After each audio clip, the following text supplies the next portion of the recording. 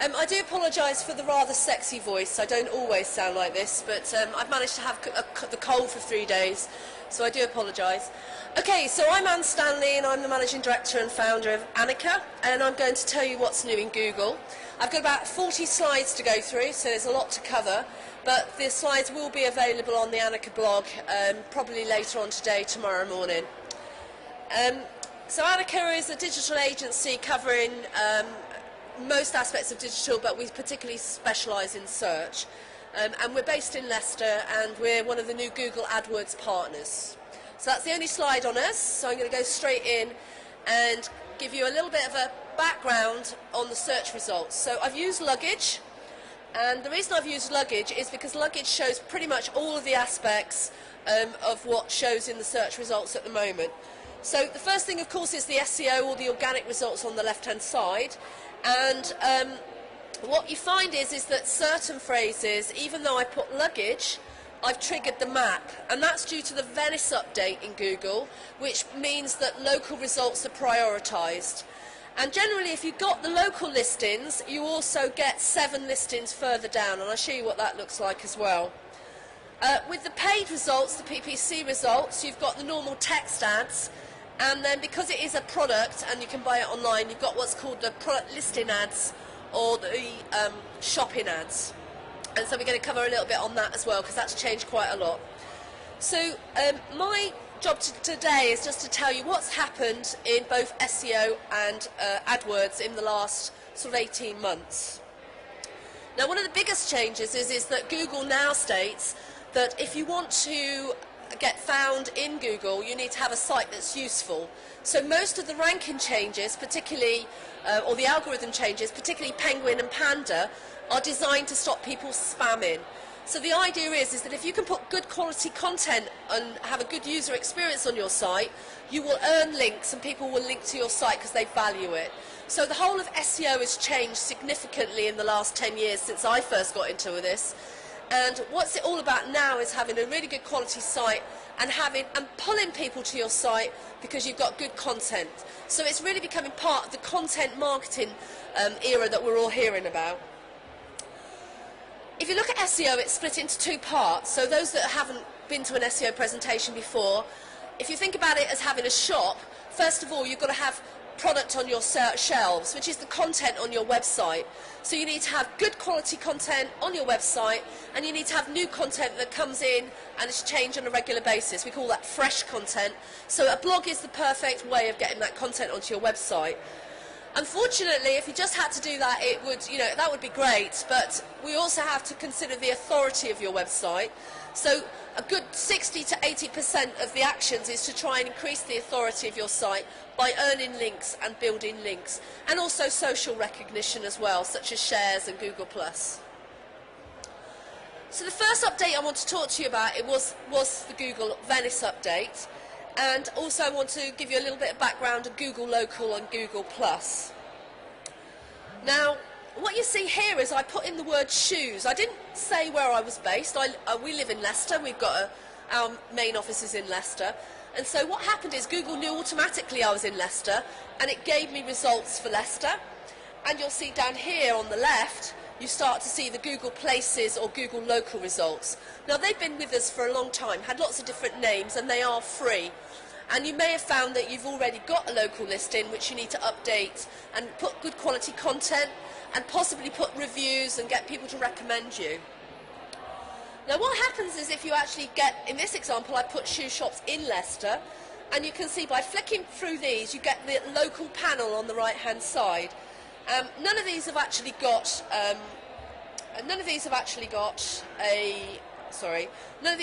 any reviews or stars, but they really make your listings stand out. So one of the things I do recommend you'll do when you get back is to consider signing up to something like Trustpilot or reviews.co.uk in order to get your company listed and also your product listed. Now, if you click through to the Shoe Zone's local page, what you actually get is the map and a certain amount of information that Shoe Zone may have already added, or they could have been dragged in from something like Thompson Directory or another directory. Now, that's very different from their Google Plus page, but this is in Google Plus. So you'll notice down here, you've got the local part of Google+, whereas if you go and also do a search, you see they've got a Google Plus page. Now, the reason why Google Plus is very important is all the links and connections that you have on your Google Plus page are what we call follow links. So if you start to comment on Google Plus or post in Google Plus, what happens is that those links will actually have some page authority and will link back to your site. The other big thing about Google Plus, most people have ignored Google Plus, and you really do need to consider it, is because of authorship. So this is my and Stanley's page, and what you find is that if you can link your Google Plus and your website together, and you are regularly posting on Google Plus, you need to have quite a few posts, a few followers, is that when you actually do a search, you see there's a lovely picture of me appears, and that shows that I've got some authority because I'm an author, and it also means that because they can see your face, that people tend to click through at a much higher rate onto your actual listing. Authorship is believed that it's going to be actually part of the Google ranking going forward, and so if you can get yourself to have an expert within your company with authorship, that is going to help your SEO. So definitely look at Google Plus and don't ignore it. If you look on our blog, there's a couple of guides on setting up Google Plus. So why is Google Plus important? Well, each of the pages in Google Plus has some authority, so a link will pass authority from one page to another. But what you really have to do is you have to make sure people on your own website or your blog can actually hit a +1 icon, which means that they're actually giving you a vote of confidence. Very much like a like or a share in Facebook. You also need to interact with Google Plus yourself and actually post into Google Plus, and you want people to follow you. Authorship is considered an indication of authority, and it's likely to be a ranking factor in the future. Now, SEO Moz, they're not here today, but SEO Moz have a range of tools in the SEO sector. They've now been renamed as Moz, have found a positive correlation between how well companies rank and having Google+. So Matt Cutts from Google, who is a spokesman for Google, says that at the moment there isn't a correlation. So there's probably, there's not a cause and effect, but there is a correlation. So please go and look at Google Plus when you get back. The next update I want to tell you about is Penguin. And there's been a couple of Penguin updates that you need to be aware of. The big one was May 22nd earlier in the year. And basically what Penguin's about is stopping people creating unnatural links by anywhere where you can buy a link or create a link yourself is considered unnatural. So there was a lot of press about Interflora suddenly disappearing from the rankings because they bought advertorials. Or you could join a link exchange network. Or in the past, SEO companies, what they would do is they'd put something like SEO company in a directory listing or an e-zine article or in PR.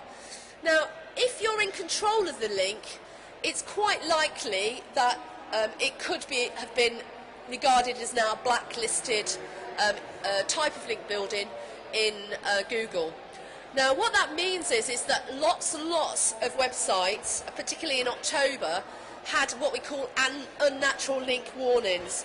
Now, this you can see by setting yourself up a Webmaster Tool account, but if you suddenly see a massive drop of in your analytics of your organic traffic, we're talking about 50% to 75% of your organic traffic dropping overnight, then you could have received one of these unnatural link warnings. Now, the problem with this is that you may not have done anything wrong, but a previous agency or somebody in the past may have created links for you which are now considered spammy. So you have to clean up your act. And there's quite a lengthy procedure of actually getting rid of those unnatural links.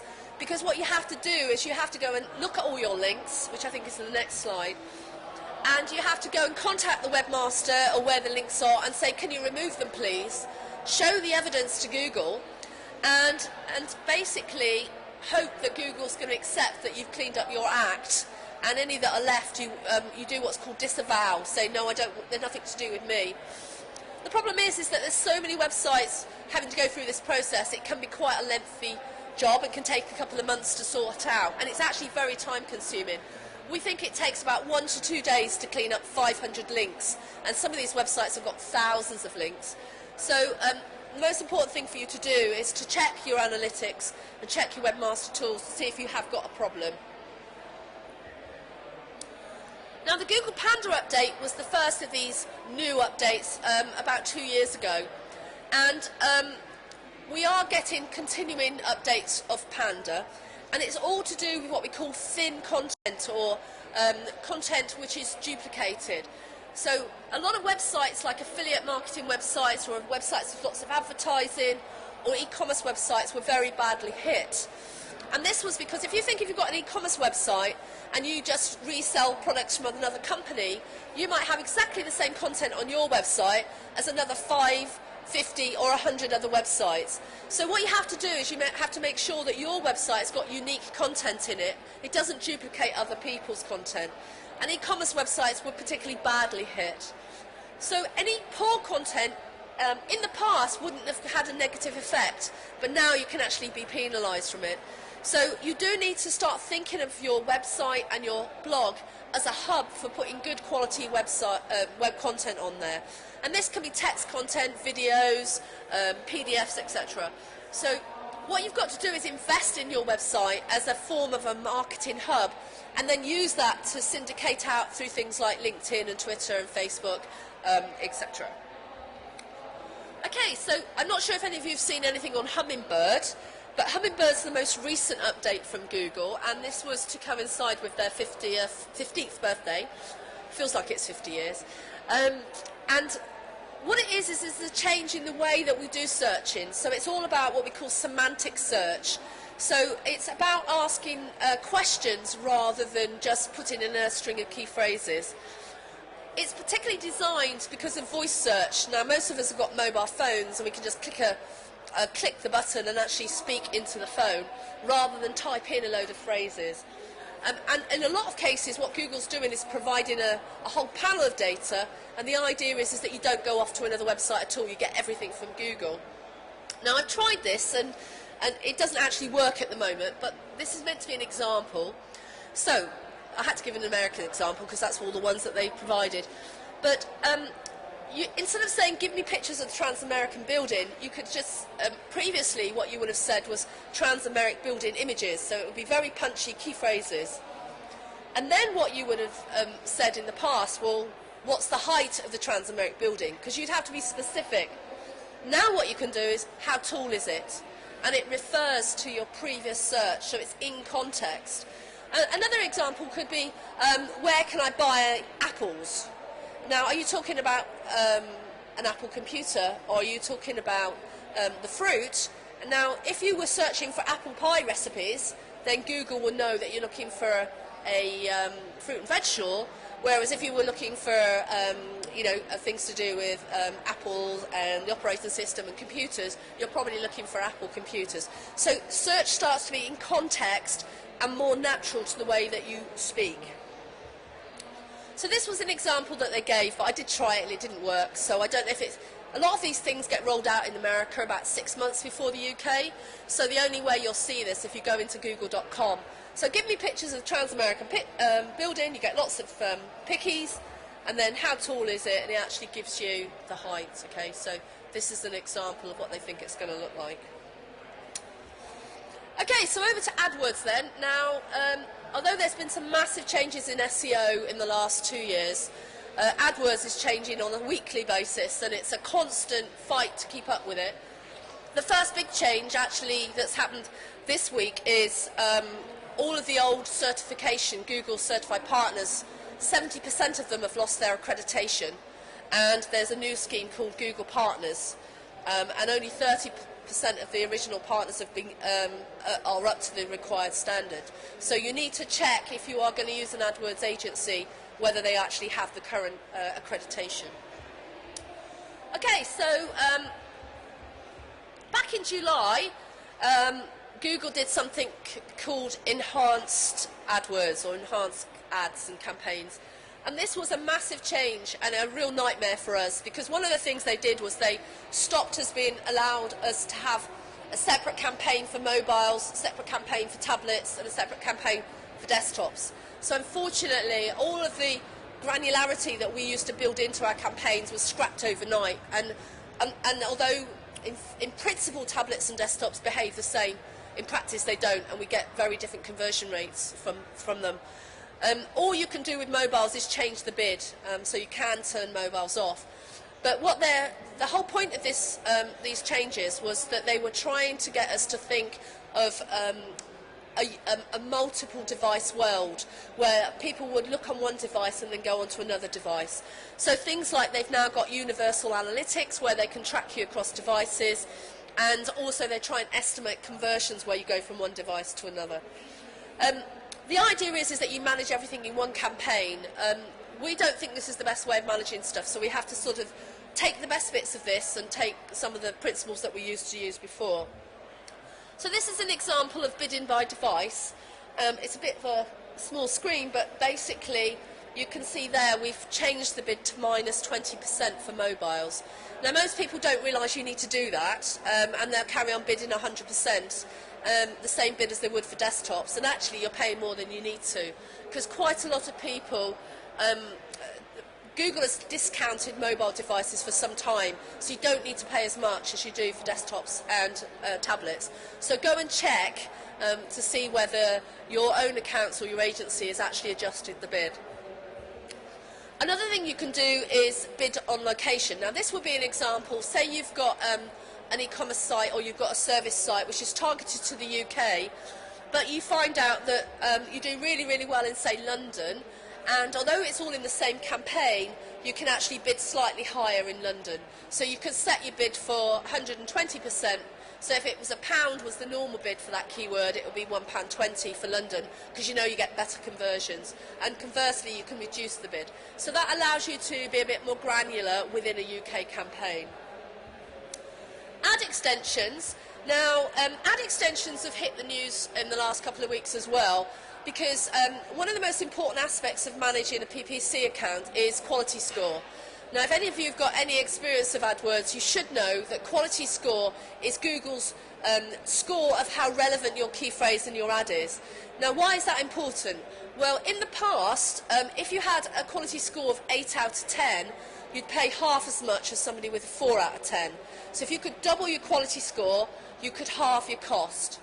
And the reason for that was that they used another thing called ad rank. I'm sorry I'm giving you some terms here, but ad rank was basically quality score times what you were prepared to bid.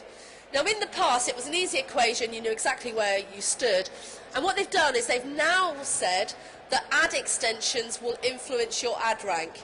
Now lots of people do not have ad extensions. Now if you have not got ad extensions, your ad rank will be lower than your competitors that have. So you have to go away and either get ad extensions or get your agency to install ad extensions for you, because otherwise you're going to be at a disadvantage.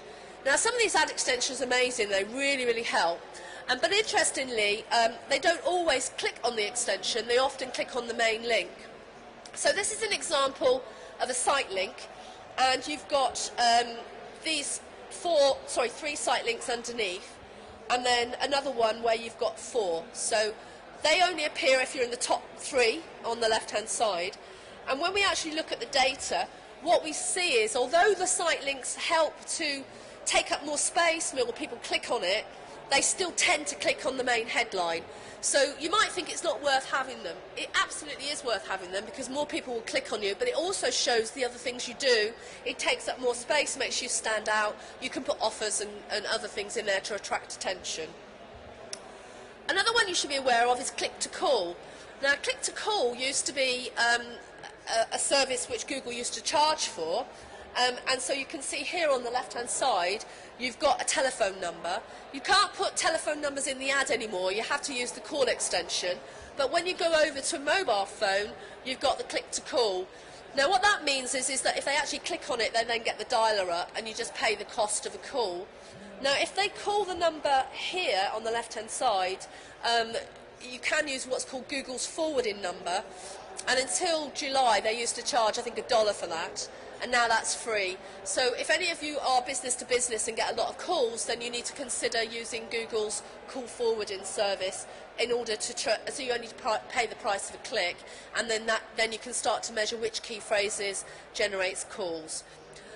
In addition to Google's call forwarding, there's also call tracking, which is on your website, but we haven't got time to deal in that today. So if you come to see us on the stand, which is down there, we can tell you about call tracking if you're doing lead generation or business to business.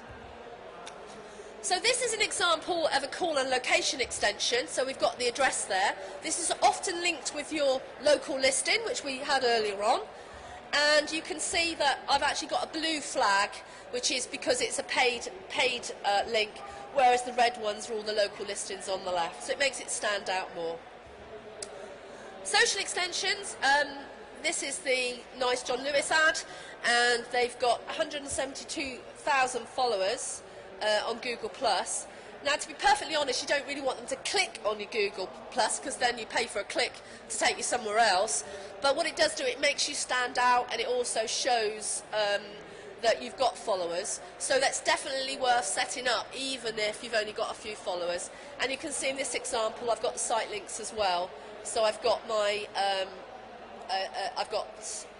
my social extension, I've got my site links, and I've actually got something called, it's basically a referral link where you've got a recommendation from somebody else. I think I've got another slide on that in a minute.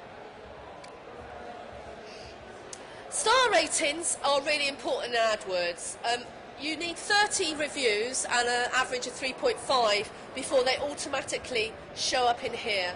Now, if your sector hasn't got these, you need to get them quickly, and you need to use a service like reviews.co.uk or Trustpilot, which feeds the data back into Google through an API. And what they do is they contact your clients and they get those reviews, and it fast tracks getting the reviews for you. I don't care whether you're a B2B or a product, this is going to be important, and we think is actually going to start to influence the SEO rankings as well. So, you know, there's a couple of things today, like Google Plus and reviews, that you just need to go away and do when you leave here. As you see, when I click on the reviews for Hiscock, these are coming in from FIFU and Trustpilot. If you're interested in understanding reviews, we did an article on the blog comparing the different ones and sector specific, so that's quite an interesting reference document for you to use. This is the review extension which I mentioned before. So you can see you've got the service on board was excellent from Always Magazine. I think John Lewis had that as well. But the other thing that you may have found is that you've agreed to new terms and conditions, and what that means is your photograph and your name potentially will start to show up in ads in the future. There's been quite a lot of controversy about this. People aren't very happy about it. But what it means is if somebody you know is logged in and you've made a recommendation, it could be that you will show up. Again, this is mainly the States at the moment, so it'll probably be 6 months before it appears over here. Remarketing then, and most of you have probably heard of remarketing. Remarketing is when somebody comes to your website, and it doesn't matter how they come to your website, but they get a cookie put onto their machine, and then when they go off again, you keep on seeing ads from that same website. So if you go to John Lewis and you go look at TVs or something, everywhere you go you'll suddenly see TV ads. And we call this stalking because sometimes if the agency hasn't set it up properly, you get so many ads thrown at you, it can be very, very annoying. Now, remarketing can easily be set up in AdWords, and it's a cost per click model. But what happens is that all people that come to your website, maybe you've said all the people that come to that section of your website but haven't bought or haven't filled in your form will be remarketed to. Now, there's a lot of new remarketing techniques that have come out in the last few months, including dynamic remarketing and also search remarketing. And this is more sophisticated techniques where basically you can show them dynamic ads based on what products they went to see, or they can actually see your ad in the search results a couple of weeks later. The other one you probably need to be aware, I know this is a Google talk, is that Facebook Exchange is remarketing in Facebook, and that's called retargeting. And we're getting some good results in that as well, so that might be something that you might want to consider, because if they come onto your site and you're a very consumer or a very social type of brand, you then want to follow them into Facebook, and then they'll see your ads both in the right hand side and in the news stream on the left hand side. And at the moment the cost of this is still relatively cheap, much cheaper than just buying Facebook cost per click ads. this is a website, one of our websites, and what I wanted to do here was show you two different types of display adverts. This one is what we call a contextual ad for Hungry House, and basically they're showing, because it's about food and menus, which is obviously the subject of this website. But this one here is, I went onto Marks and Sparks site and I then got stalked, and so this is a remarketing ad. So I've got a contextual ad and a remarketing ad. Now what tends to happen is that the remarketing ads tend to dominate because people are prepared to pay more money. Product listing ads then. I'll give you just a couple of examples. So buy red jeans. You can see somebody's got a shoe, and on this one somebody's got a jacket. So the most important thing is if you set up product listing ads or shopping ads, you've got to have a good quality product feed from your website into what we call Google Merchant Center. Now about February, March time, these replace the free shopping ads, so you no longer can get free shopping ads in Google. You have to pay for these, and you do that through AdWords. They've also got expanded product listing ads on a mobile device, so you can see you can actually scroll along, and this is the biggest way that Google's making money at the moment. And about if you are bidding on products, probably a third of the impressions and clicks are on product listing ads. Now, this week they released the new shopping campaigns. If you're already doing product listing ads and you're spending a reasonable amount of money, you may be offered this. If you go to the campaigns tab and add a campaign, if it offers you a shopping campaign, it's really easy to set up, much easier than before. You still have to link it with your Google Merchant Center, but the targeting is hierarchical, and it actually looks at the data in your feed, so you don't have to guess. And in the old PLAs, you only had 2 custom fields, and now you've got 5, which means you can things like filter on price and filter on whether you make enough margin on the products. The good thing about the new shopping campaigns is we're going to see a lot more data, and the unfortunate thing about this is there's so much competition for PLAs. The prices is going up all the time. We find with product listing ads you can either make a fortune or make a huge loss. So it's very, very marmitey at the moment. We've got some, I won't tell you what sector it is in, otherwise you'll all want to go and set up new websites. They spend £1,000 and they make £50,000 to £60,000 from their product listing ads. And then I've had other sectors where we've taken over an account and the agency spent £10,000 and they're not sold anything. So it really does depend on the sector. So sometimes it's amazing and sometimes it doesn't work at all. You probably can't see this, but basically there's a hierarchy. So these are the different product groups, and then when I get to whiteboards, I've then got all my brands, and you can see that this company's Boards Direct, so their main product is whiteboards, and you can see that we had 2 conversions within about 2 hours. Thank you very much, that's it. There's some leaflets at the back, and we're also at the stand down there, and the presentation will be available on our blog. Thank you.